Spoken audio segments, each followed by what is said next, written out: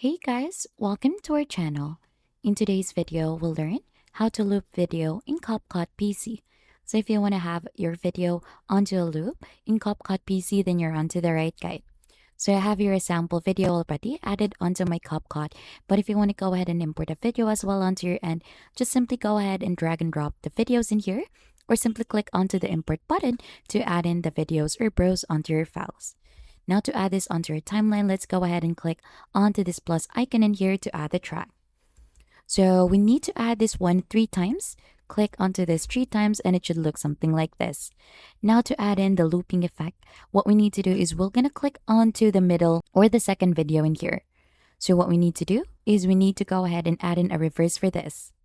So just simply click onto this button to reverse that certain video and it will reverse the clip, and we'll just wait for this one. Now once the reverse is added, your video should loop and it should look something like this. So as you can see, it appears that it has a seamless transition of zooming in and then zooming out again. So for us to be able to combine this video to add in the loop, we could just simply go ahead and select the 3 videos, right click onto this, and then create a compound clip. So if you go ahead and do a quick preview, it should look like very seamless. So that is just basically it, how you loop a video in CapCut PC. And if you think this has been helpful, don't forget to hit the like, subscribe, and I'll see you on to our next video.